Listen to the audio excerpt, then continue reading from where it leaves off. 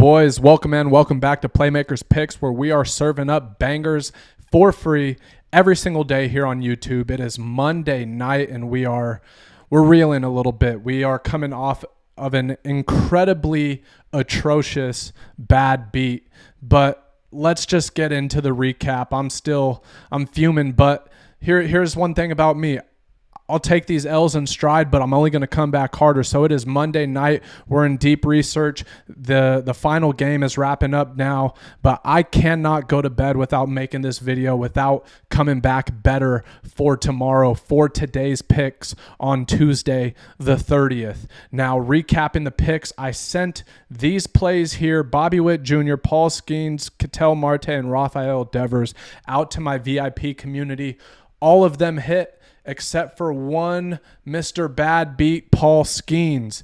And, you know, as we're going through this recap, we ended up essentially breaking even on the day, but we were one out away from absolutely swimming in profits for the day. But there is always a lesson to be learned if we're not making these emotional bets, but we continue to go back to the drawing board, continue to go back to the whiteboard, continue to improve our process and our systems. You guys know me. Typically, I stick to two-mans, but we and straight plays on the sports book, but we decided to mix it up a little bit today.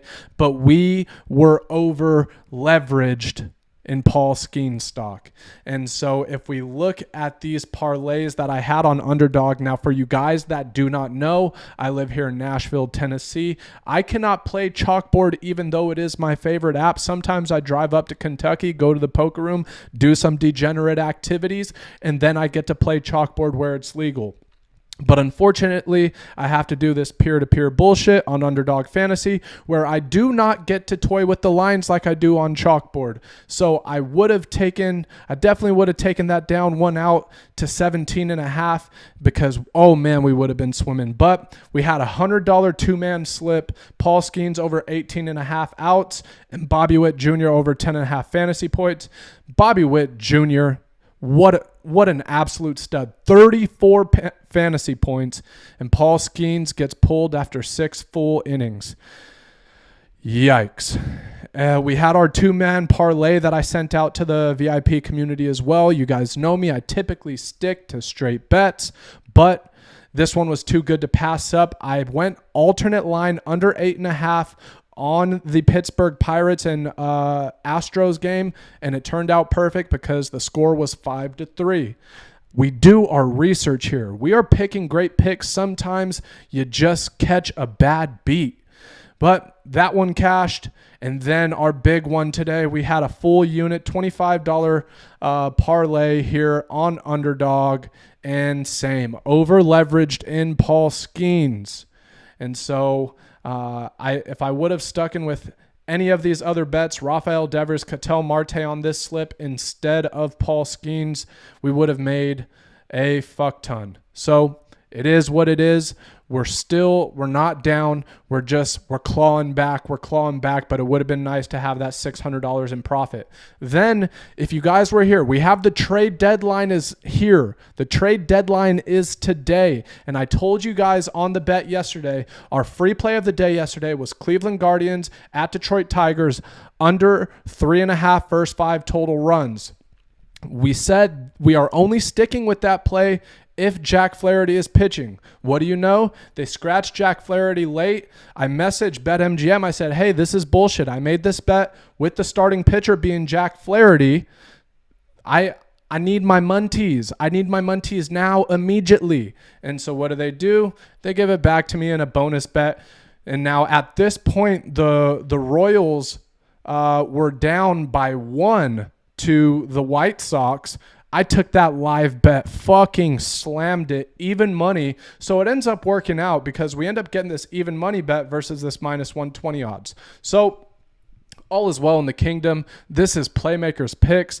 Now, if you guys want to get in on the VIP community, because, guys, there's a lot of green in here, a whole lot of green. And if you would have stuck to the strategy I typically recommend, right, running two-man slips, we would absolutely be swimming in it. So If you want to get in on my VIP picks, I am coming back with absolute fucking vengeance today. Go to fanbasis.com/IamJimmyHill. Get set up there. I send them out every day like clockwork.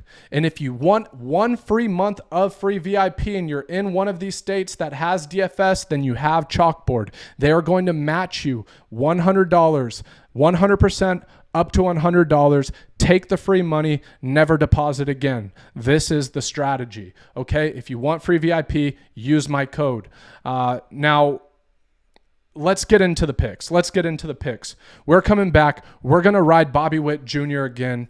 I do not care to show a ton of research tonight. Gunnar Henderson, let's go ahead and look at it. Over 1.5 hits, runs, RBIs. Hit it 2 days in a row here. And if we look right here, the Baltimore Orioles own Chris Bassitt. They absolutely own Chris Bassitt. Everybody is hitting over 300 in their starting lineup against Chris Bassitt, albeit in a limited sample size. But one thing about baseball today, what we realize, the AL East put everyone on notice. If you are not going to put up 7 runs a game, you are not going to fucking compete with us. And so we are taking the Baltimore Orioles here.